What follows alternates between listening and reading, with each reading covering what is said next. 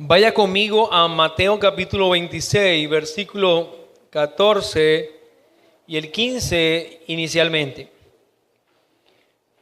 Leo la palabra del Señor. Entonces uno de los 12, que se llamaba Judas Iscariote, fue a los principales sacerdotes y les dijo: ¿qué me queréis dar y yo os lo entregaré? Y ellos le asignaron 30 piezas de plata. El Señor añada bendición a su palabra.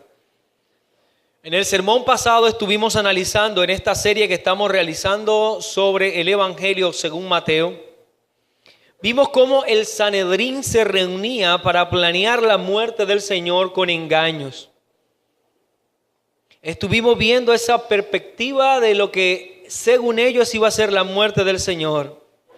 Ellos planeaban como fieras agazapadas, solo esperando el momento para poder atacar a su víctima. El plan ya estaba diseñado. Solo se debía esperar el momento. El medio adecuado, ellos ya habían decidido esperar. Atacar al Señor, darle muerte por medio del engaño. Lo que analizaremos el día de hoy en esta serie de sermones y en la porción bíblica que nos atañe es como la vida del Señor entra en el momento más cruel y terrible que pudo enfrentar nuestro Señor Jesucristo tocante a la traición de uno de los suyos. El tema para el día de hoy es los pasos de la traición. Los pasos de la traición. Recientemente escuché que alguien enseñaba que cuando Judas traicionaba al Señor, en realidad quien lo traicionaba era el mejor amigo de él. Que Judas le amaba profundamente y que como un amigo estuvo dispuesto a asumir un papel que ninguna otra persona asumía, pero que él sabía muy bien el rol de Cristo y producto de ese profundo amor que sentía con él, iba a ayudar a que lo escrito, lo antes prometido se cumpliese. Que él no deseaba entregarle, en realidad solo obedeció a lo que estaba establecido. Creo que no hay nada más absurdo que esta declaración.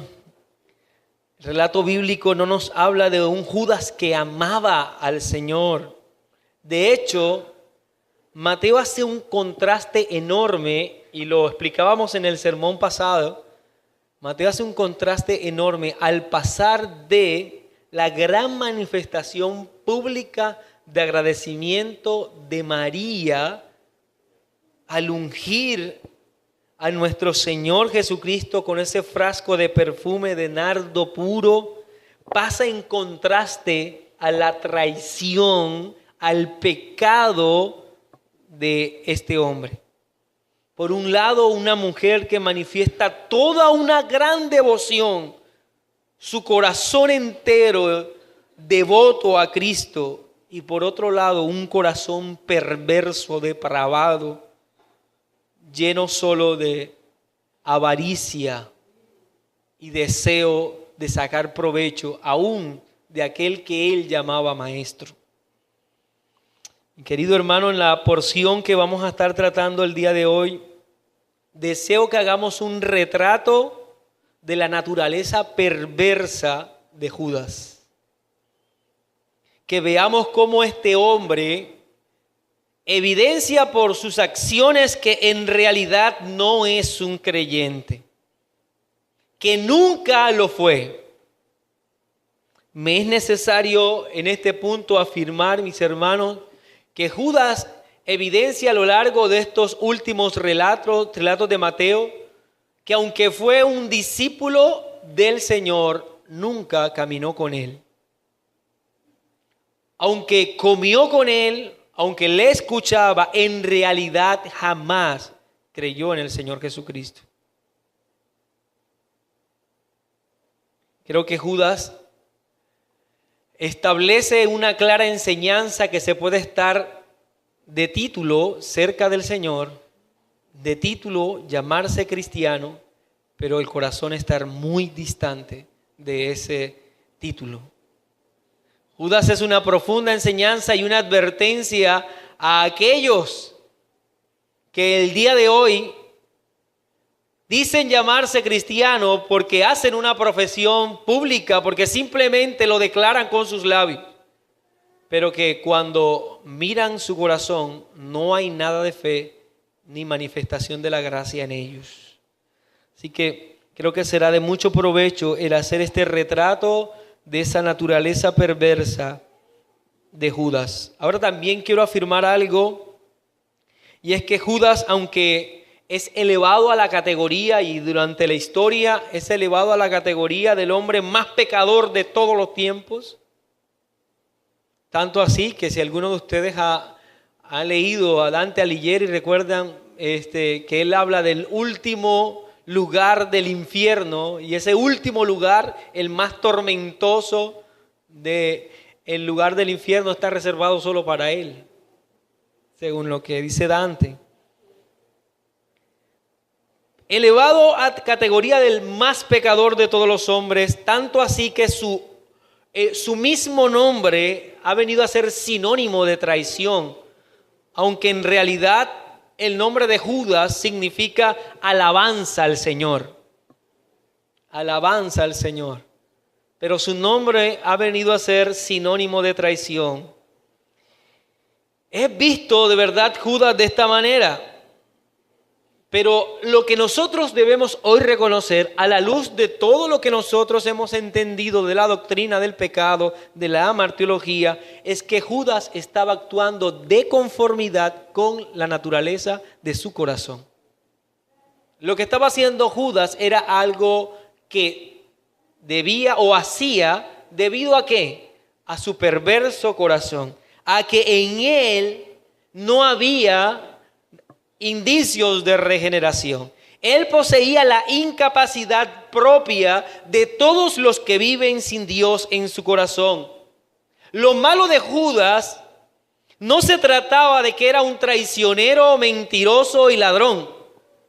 Lo malo de Judas era que no era regenerado, que su corazón seguía en esa condición de aquellos de los que no experimentan la gracia regeneradora del Espíritu Santo.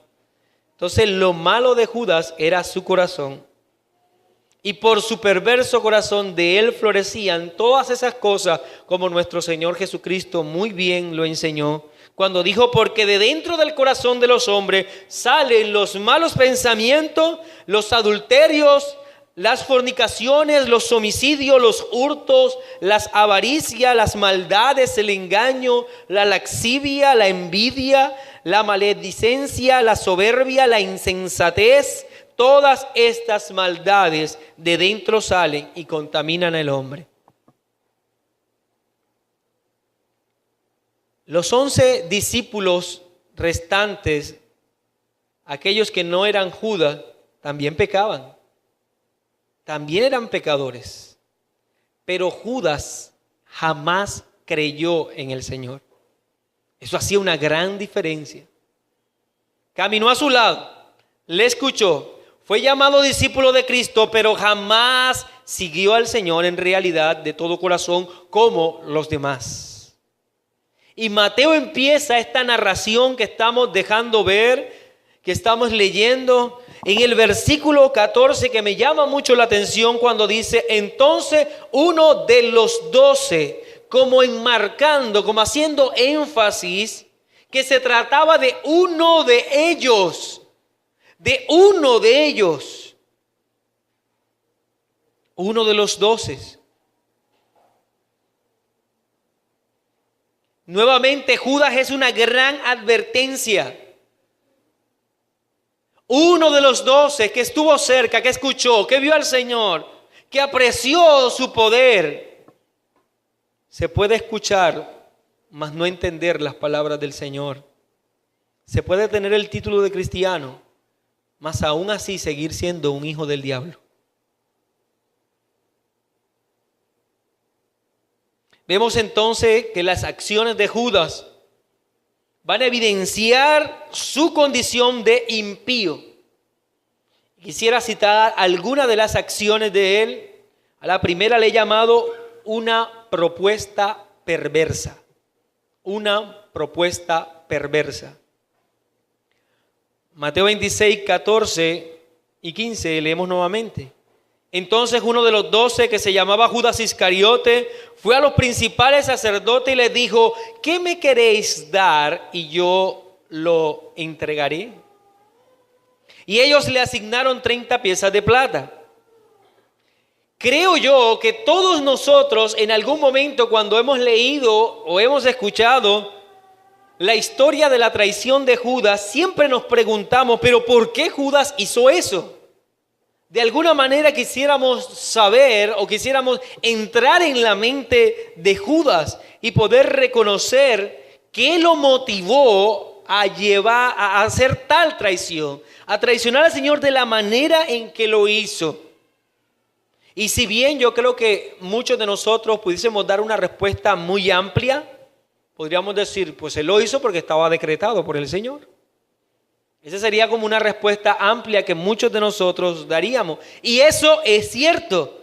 La doctrina del decreto de Dios se hace evidente en forma clara en los últimos pasajes de Mateo. Nosotros vamos a ver en esta historia que sí, el decreto de Dios se establece en forma clara. Jesús hace mención del decreto de Dios en cuanto a sus padecimientos una y otra vez. Él lo declara cuando dirá más adelante: a la verdad el Hijo del Hombre va según está escrito de él. Como diciendo, todo lo que vivirá el Hijo de Dios será conforme a lo que el Padre ya ha decretado.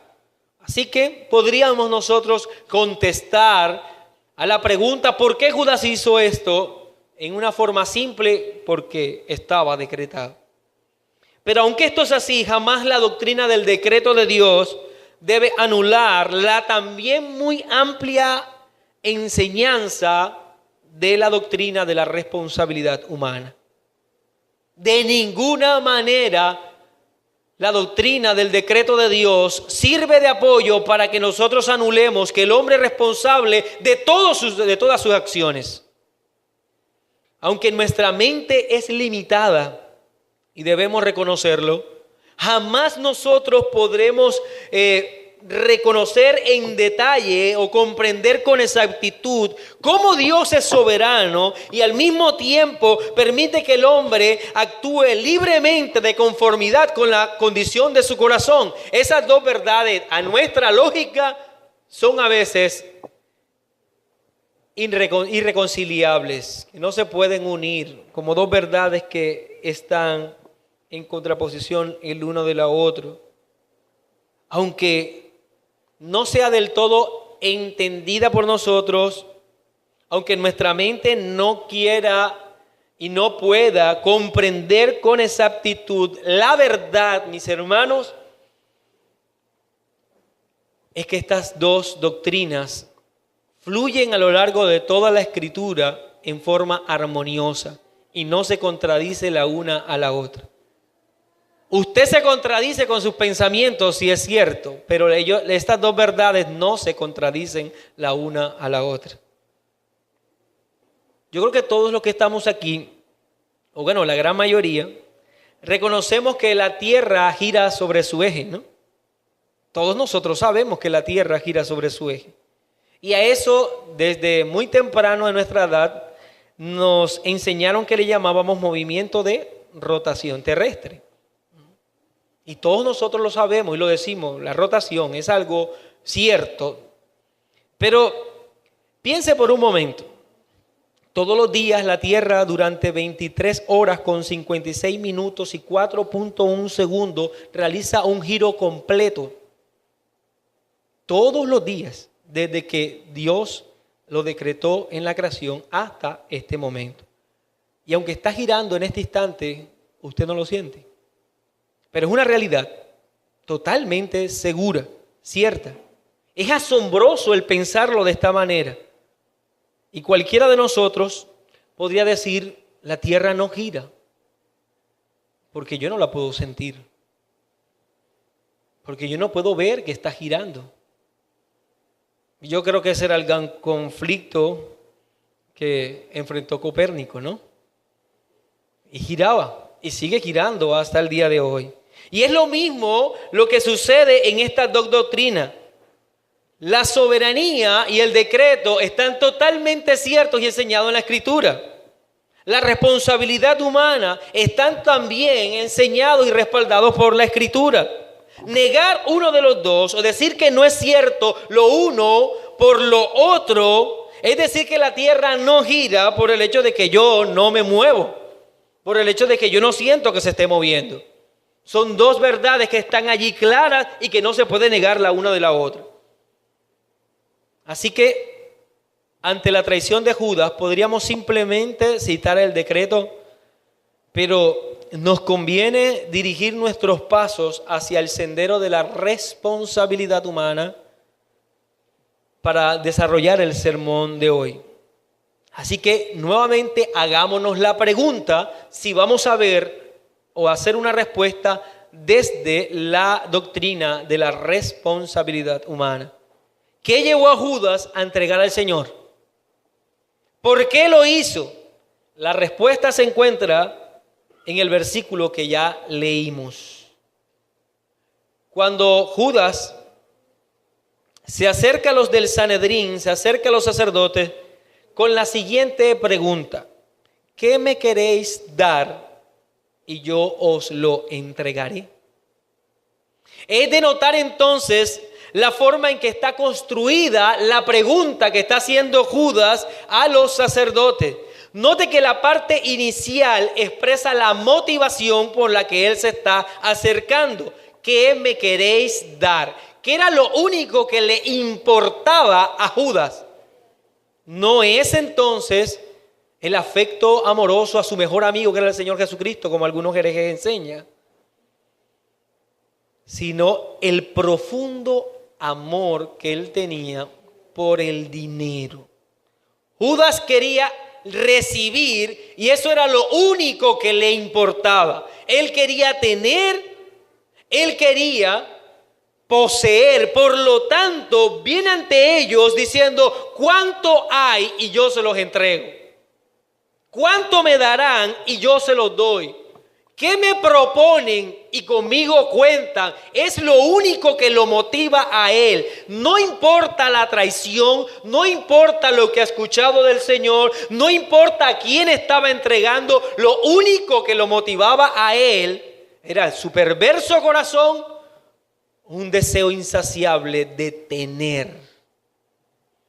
Con razón, leíamos en el sermón pasado que Judas decía: 300 denarios desperdiciados en un perfume. El cálculo fue rápido, era muy hábil este hombre. Juan capítulo 12, versículo 6. Pero dijo esto no porque se cuidara de los pobres, señalando la afirmación que hizo acerca de los 300 denarios, que no eran poca cosa en realidad. Acordémonos que cada denario era un día de trabajo y María estaba ungiendo al Señor con un perfume que costaba un año de trabajo. Y él hizo la cuenta rápidamente. Pero dijo esto no porque se cuidara de los pobres, sino porque era ladrón, dice Juan en forma clara, le llama ladrón. Y teniendo la bolsa sustraía de lo que se echaba en ella. Juan es el único que le da ese título. En forma clara le llama ladrón. Y ahora el texto nos dice que fue Judas quien buscó a los sacerdotes.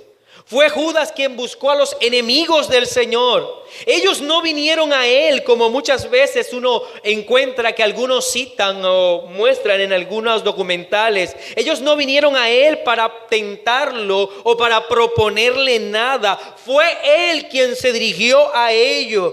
Fue él el que lanza esa macabra y perversa declaración: ¿cuánto hay? ¿Qué me dan? ¿Cuánto me darían? Fueron sus pies los presurosos para correr al mal. Judas manifestó entonces un amor por sí mismo en forma desmedida, propio de todo aquel que no es creyente, propio de todo aquel que no ha experimentado la regeneración del Espíritu Santo. Él encaja con la lista que Pablo dará luego a los romanos en el capítulo 1, versículo 29 en adelante. Estando atestados de toda injusticia, fornicación, perversidad, avaricia, maldad, llenos de envidia, homicidios, contienda, engaños, malignidades, murmuradores, detractores, aborrecedores de Dios, injuriosos, soberbios, altivos, inventores de males, desobedientes a los padres, necios, desleales, sin afecto natural, implacables, sin misericordia. Eso era Judas. Judas estaba con el Señor. Pero si entendemos su inclinación al pecado, ¿por qué estaba con el Señor? ¿Por qué estaba con Él? Si tenía una inclinación tan grande a la codicia, a la avaricia.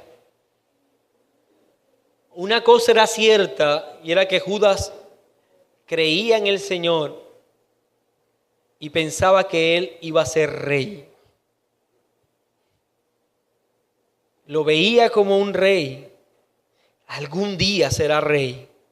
Cristo había prometido capítulos atrás tronos para ellos.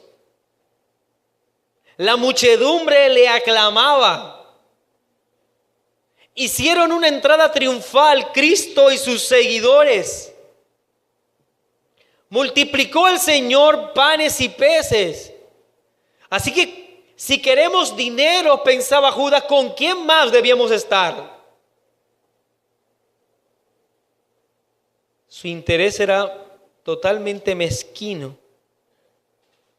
pero acababa de escuchar una vez más al Señor que moriría. Aquel que sería entonces el puente para obtener todo lo que quería, ahora está prometiendo que va a morir, asegurando su muerte. Esta noticia debió afectar grandemente a Judas y a sus intereses económicos. Por lo que, si esto era cierto, que de paso evidencia que así lo creía, si esto es cierto, si aquel que es rey, aquel que va a ser rey, va a morir, entonces si en forma ineludible irá la muerte, entonces Judas resolvió que de alguna manera había que sacar provecho, así sea por su muerte.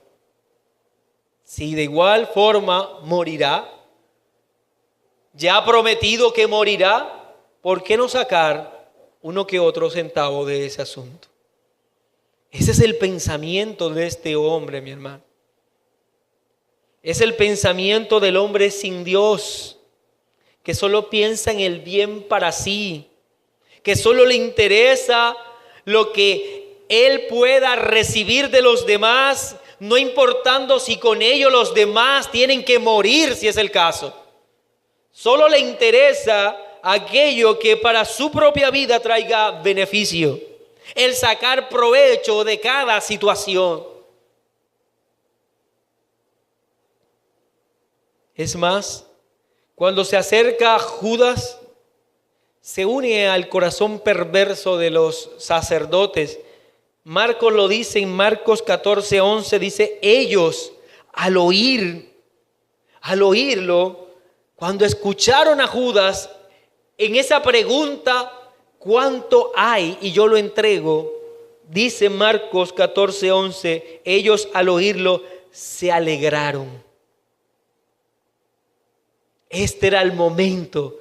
Lo que habíamos hablado días atrás, lo que se había planeado, todos los del sacerdocio, todo el Sanedrín se alegró. Uno de los del Señor está dispuesto a recibir dinero para entregarlo. El corazón de los principales sacerdotes se alegró al escuchar tan viles palabras, pero que a ellos les parecieron dulces como la miel. Un pecado que daba lugar a otros pecados y una cadena particular que casi nunca termina a menos que se detenga en forma abrupta, porque el pecado siempre alimenta otros pecados. Nunca vendrá solo. 7 peores que él vendrán a su lado. ¿Qué me queréis dar y yo os entregaré? Judas sabía muy bien lo que hacía. Y es el punto que debemos nosotros señalar. Él no fue víctima del decreto de Dios, como algunos enseñan. El pobre Judas le tocó hacer algo que no quería. No, él sabía muy bien lo que hacía. Él sabía que al entregar al Señor a cambio de dinero, lo hacía a expensas de que aquellos a los que él se lo entregaban habían manifestado muchas veces que querían prenderlo para darle muerte. Judas sabía que si habían algunos personajes de ese entonces que estarían dispuestos a pagar por la cabeza del Señor, serían ellos, porque ellos fueron los más maltratados por el ministerio público del Señor, acusados por él. Él conocía el odio que ellos tenían por el Salvador. Es por eso que Judas sabía que debía dirigirse a ellos. A ellos debía entregar el Señor. Y les dijo, ¿qué me queréis dar? Y yo lo entregaré. Mateo dice, y le asignaron 30 piezas de plata. El trato quedó materializado en forma inmediata. No perdieron tiempo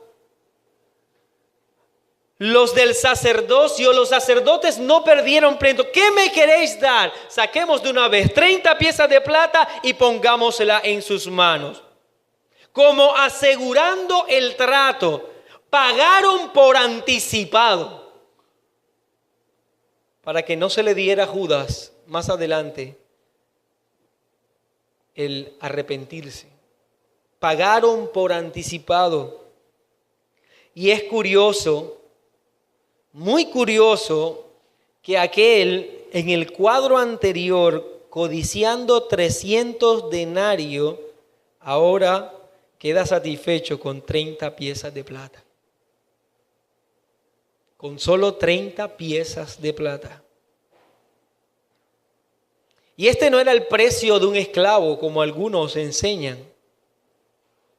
Las 30 piezas de plata, según las leyes establecidas por Dios en el Éxodo, se trataba del pago de un esclavo corneado por un buey. No estamos hablando del pago de un esclavo bueno y sano, sino del pago de un esclavo moribundo. Eso es lo que costaba 30 piezas de plata. Pagar un esclavo moribundo. Para Judas, entonces, si lo vemos bien en contraste de los dos cuadros, el perfume que le asignó él 300 denarios valía más que Cristo, que le asignó y recibió 30 piezas de plata, un esclavo moribundo. Para él el perfume valía más que el Señor. Para el impío cualquier cosa vale más que Cristo. Cualquier cosa es más importante que el Señor. Aún la comodidad de un domingo es más importante. Cualquier cosa es mejor que el Señor. Y eso es lo que está manifestando Judas, mi hermano. Cumpliendo lo que el profeta Zacarías registra en el capítulo 11, versículo 12, cuando dice, y les dije, si os parece bien, dadme mi salario y si no, dejadlo. Y pesaron por mi salario 30 piezas de plata. Vemos en Judas entonces el anhelo por tener, por poseer, evidenciando con ello que en realidad nunca creyó en el Señor, que no le amaba, que no era un creyente, que prefería un Cristo muerto, si eso le representaba 30 piezas de plata en su bolsillo, que un Cristo vivo que iría a la cruz y según su visión no le aportaría nada. Aquel que podría y que iba a salvar al pueblo de Dios. Qué pensamiento, mi hermano, tan necio el de este hombre.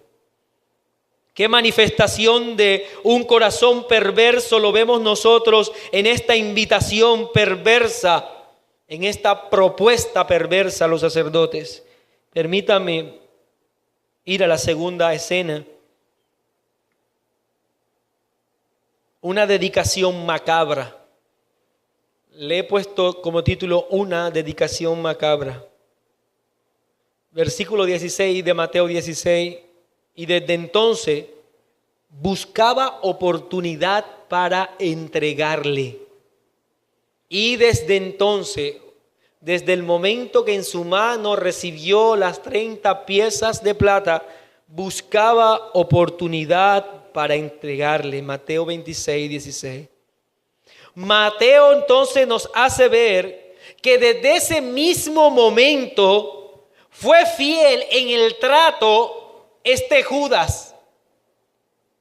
Y no hubo en él, en su corazón o en su mente, la más mínima intención de regresarse en ese contrato perverso el cual había firmado con los sacerdotes. Él persistió en ese pensamiento tanto que desde ese momento buscaba la mejor oportunidad para sellar y cumplir su parte del trato. Vamos a ver en Judas una dedicación macabra a cumplir su objetivo. Él debía cumplir su parte y esperó con paciencia el momento adecuado para poder entregar al Señor. Él maquinó y pensó, este pecado fue nutrido, alimentado en su corazón perverso día tras día, momento tras momento, segundo tras segundo, esperando el instante en el que pudiese materializar aquel compromiso que hizo con los sacerdotes, maquinando la ocasión perfecta para entregar al Señor. No se arrepintió, mi hermano. No dudó de lo que hacía. No echó atrás en este pensamiento en ningún momento. Podemos nosotros decir a la luz de una reciente escuela que en Judas no había la tensión que hay en todos los creyentes de ser tentados por el mal, pero luchar para no obedecerlo. En él no había tal cosa. Judas prosperó en la maldad. Su dedicación señalaba claramente que su corazón estaba satisfecho con la promesa perversa que había hecho a los del sacerdocio. Es más, Lucas, me gusta cómo lo cita en Lucas 22:6, dice, y él se comprometió y buscaba una oportunidad para entregárselo a espaldas del pueblo. Entonces no estamos hablando, mi querido hermano, de cualquier pecado. Estamos hablando de una dedicación a este pecado. Una dedicación concienzuda, minuciosa, esperando esa oportunidad para poder entregarlo sin que él se viese afectado en medio del asunto. Buscaba el momento en que el Señor estuviese solo, el momento en que los enemigos del Señor pudiesen prenderlo con mayor precisión, sin oposición por parte de los otros discípulos. Hubo una dedicación perversa. Yo creo que todos nosotros, antes de experimentar la gracia, ¿cuán dedicado éramos a la perversión? ¿Cuán dedicado éramos al pecado? ¿Cuán dedicado éramos en aquello que no le daba gloria a Dios? Minuciosos en diseñar nuestro pecado, minuciosos en llevarlo a cabo, minuciosos en gozarnos después de los deleites que ese pecado aparentemente producía, sin la más mínima acción de contrición en nuestro corazón, sin peso de conciencia. Lo hacíamos, y eso es lo que evidencia Judas en esta dedicación macabra. Permítame entonces llegar a la tercera acción que demuestra la realidad de un corazón impío en Judas, que yo le he llamado una pregunta hipócrita. Una pregunta hipócrita. Para esto, para ver este punto, permítame adelantarme un poco en lo que los textos bíblicos presentan, pero les prometo que en el próximo sermón vamos a regresarnos para no dejar ninguno de estos textos sueltos en el aire. Mateo capítulo 26, versículo 20 y 21.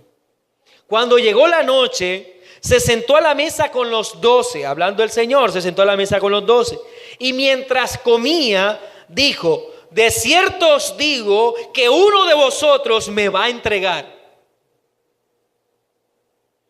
Quisiera, mi hermano, que nosotros recreáramos rápidamente la escena. El Señor se encuentra en medio de la cena pascual. Es el jueves en la noche. Y el Señor se encuentra en la cena pascual, cumpliendo lo que la ley establece. Y Juan relata en este punto que el Señor ya había lavado los pies de sus discípulos y que se sentó con ellos, y en medio de esa intimidad propia de la celebración de la cena pascual, llega o se interrumpe como un trueno la declaración de Cristo cuando dice: de cierto, lo que voy a decir es una verdad completa. Uno de vosotros me va a entregar. En medio de la alegría, en medio de la intimidad de la cena, el Señor trae esa declaración delante de los 12 discípulos. Estoy seguro que los discípulos debieron quedar atónitos por la afirmación del Señor, porque no hubo un atisbo de duda en las palabras de Cristo. Es: uno de vosotros me va a entregar. Piense por un momento en aquel que está hablando, el que conoce las intenciones del corazón, aquel que delante de él todas las cosas están desnudas. Aquel que sabe muy bien lo que va a ocurrir más adelante, le dice a 12: uno de ustedes me va a entregar.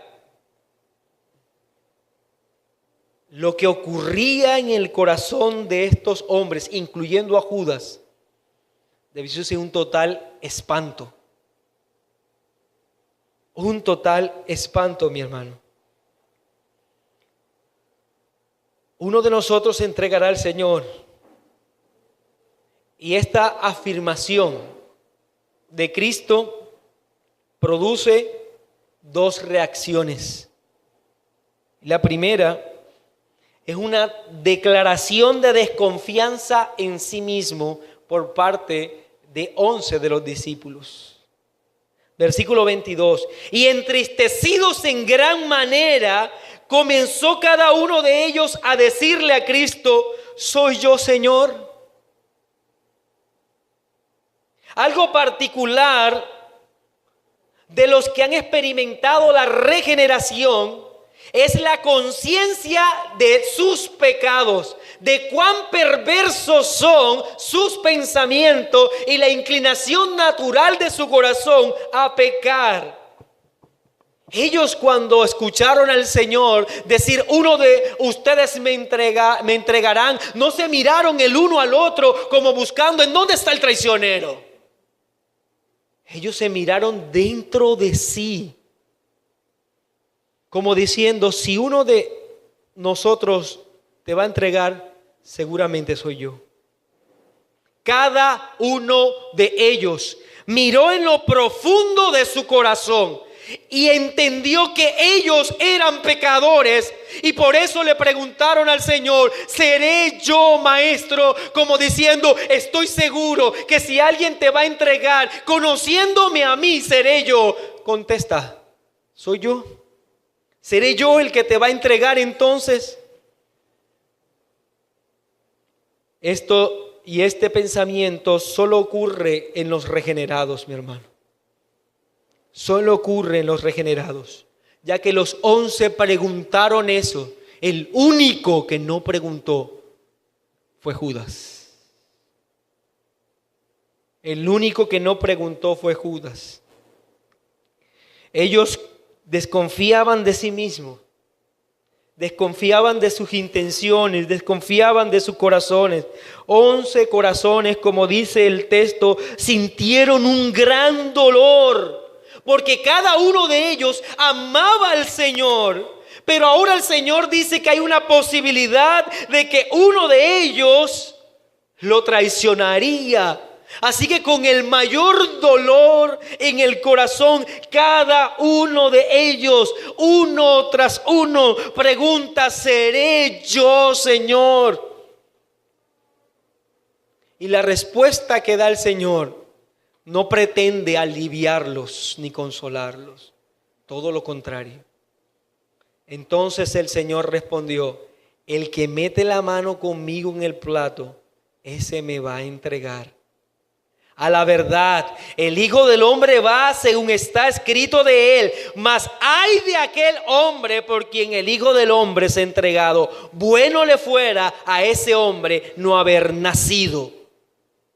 Esto no es una respuesta consoladora, todo lo contrario, la duda crece aún más en el corazón de todos los discípulos. Porque el Señor ha estado sentado con ellos a la mesa. Todos están comiendo con Él. Todos han metido el pan con Él. Todos están comiendo de Él. Así que la duda debió llegar, carcomer al corazón de cada uno. Yo también comí del pan. Yo estoy comiendo con Él, seré yo. Definitivamente entonces soy yo.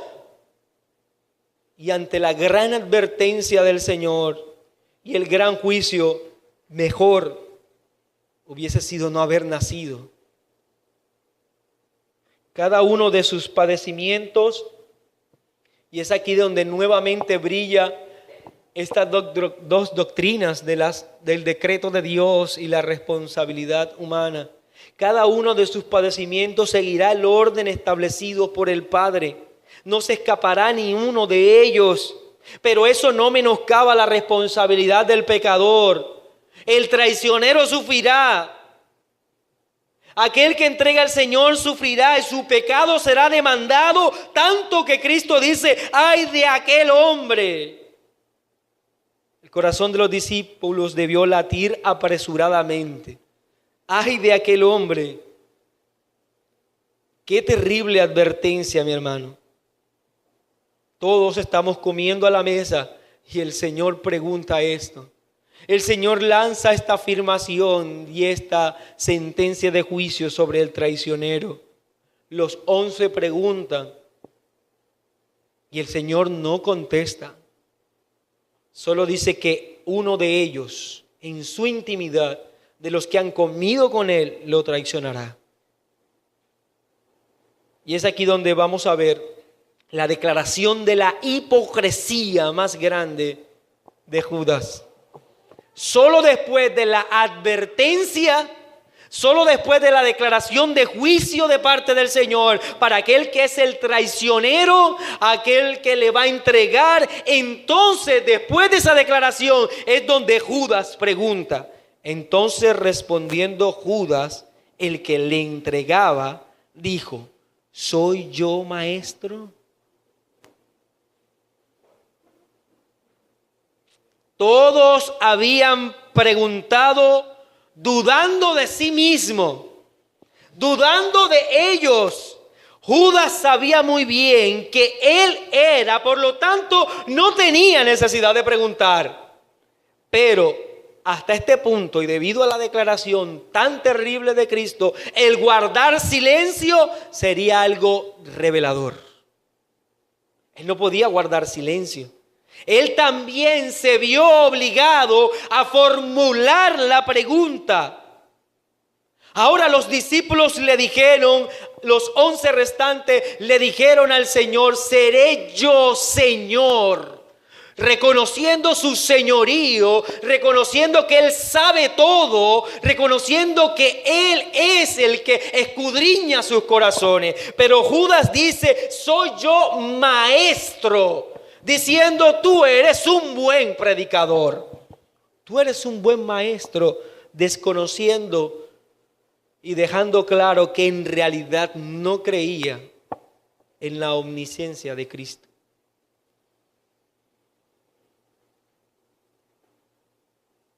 Él pregunta para camuflar su pecado: ¿seré yo maestro?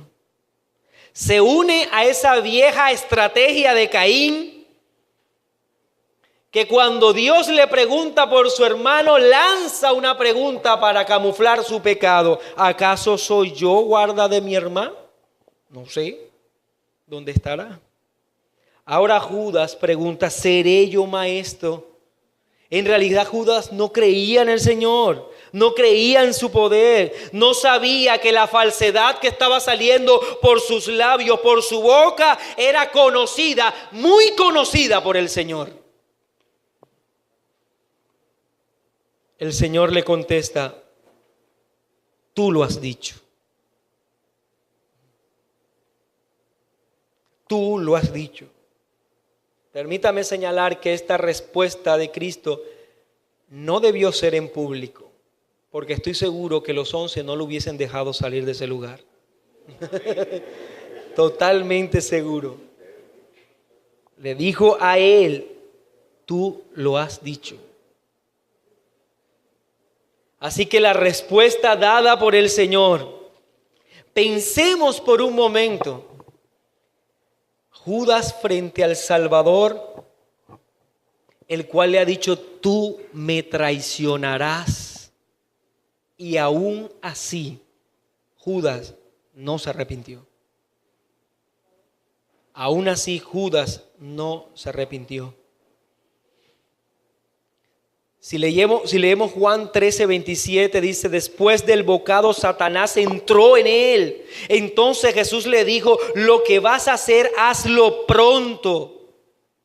Pero ninguno de los que estaba a la mesa entendió por qué le dijo esto. Eso sí lo escucharon los discípulos. Porque algunos pensaban, puesto que Judas tenía la bolsa, que Jesús le decía: compra lo que necesitamos para la fiesta, o que diese algo a los pobres.